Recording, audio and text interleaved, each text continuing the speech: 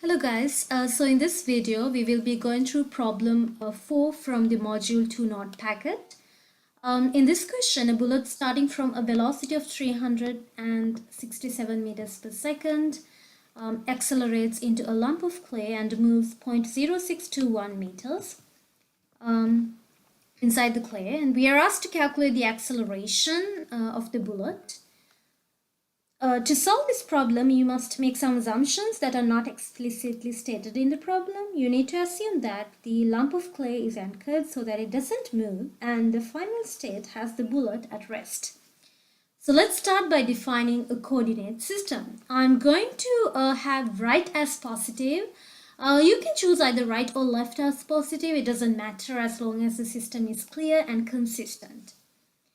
Now let's see knowns and unknowns. We do know the initial velocity, and we know the final velocity, and we know initial position and final position. So let's take the initial position as 0. This is the point where bullet first enters into the clay, and final position is 0.0621 meters. And initial velocity is 367 meters per second, and final velocity, as I stated earlier, is 0. Now next step is to look at the two unknown variables. We don't know the time interval, and also we don't know the acceleration of the bullet. Okay, so now next let's draw a motion diagram. The bullet has an initial velocity of 367 meters per second and final velocity is 0. That means it's slowing down while moving to the right. So the dots of the motion diagram should be spaced closer and closer to indicate that the object is slowing down. Okay, so now let's look at the symbols of what we are trying to find and expected sign. All right, so we are trying to solve for the acceleration. So right, the symbol of acceleration is A, and the unit by now you know it's meters per second squared, and then the sign. Okay. So bullet is moving to the right, and that means velocity of the bullet is to the right. However, the bullet is slowing down while moving to the right. That means acceleration must be in opposite direction to the velocity. Our coordinate system states that right is positive. So you can see it states right is positive, which means we should expect a negative number for the acceleration. Okay, so should expect a negative number for the acceleration based on our coordinate system. Okay, now let's look at the applicable concepts. So if you look at the applicable concepts, the bullet is moving in a straight line. So this is a 1D kinematics problem. And this is chapter 2.5 in your textbook. Okay. Now let's plan our solution. So when you plan the solution, you guys can see these are the 4 equations in your equation sheet. So or the module 2 notes, you see these 4 equations, and let's look at each one of them. So first one, it has let's see, we are trying to solve for the acceleration. So do we see an acceleration in this equation? No, so acceleration is actually missing. So there's no point of using that equation because acceleration is not included in the equation. So that is already missing, so we're not going to waste our time on that one. Let's look at the second equation.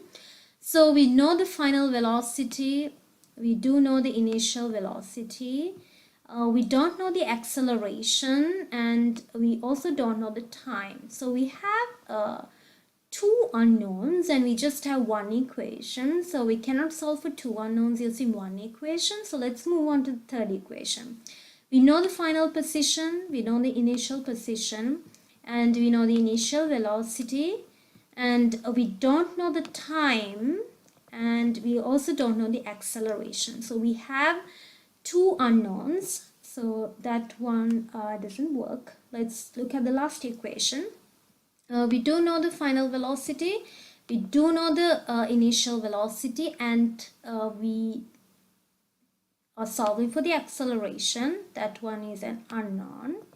And we know the final position, and we also know the initial position. So that sounds good. We have just one unknown and one equation. So that's the equation we are going to use. And one equation and one unknown. So once you have the correct equation, it's really easy to execute the plan. So let's solve for A by substituting knowns and unknowns. So this is our equation, and we know the initial velocity, final velocity is 0, and initial velocity is 367 meters per second. It's positive because bullet is moving to the right, and the acceleration is an unknown. Final position 0.0621 meters, initially 0. And then I'm going to subtract 367 meters per second, the square of that, from both sides of the equation. Because I'm going to solve for acceleration, I need to separate it out. So now next you can cancel out this square of the 367 meters per second from this one, and then let's see the next step. I'm going to divide both sides by 2 times 0.0621 meters. Whatever you do to the left hand side of the equation, do the same thing to the right hand side. You basically have to do the same thing to the both sides of the equation. And then once you solve for the acceleration, you will get negative 1,084,452 meters per second squared for the acceleration. So you might be wondering how I got meters per second squared for the unit. So let me show you. You have meters squared divided by second squared,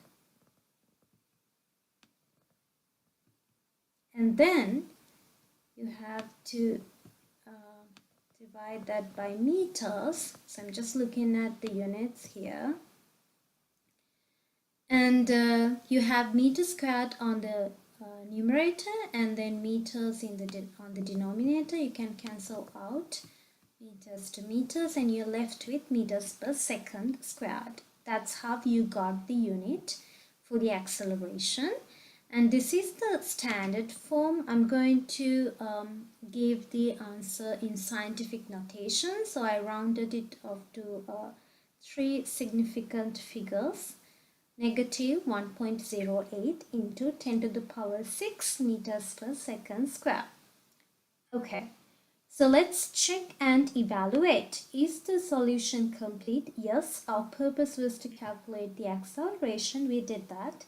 Is the sign of the answer correct? Yes, we have a negative sign for the acceleration, which makes sense because the bullet is slowing down while moving to the right. And based on the coordinate system, we should expect a negative value for the acceleration, and we got a negative value. Does the answer have the correct units? Yes, meters per second squared. And is the magnitude of the answer reasonable? So we have a large value for the acceleration. This is the acceleration of a bullet. So yes, it makes sense, it's reasonable.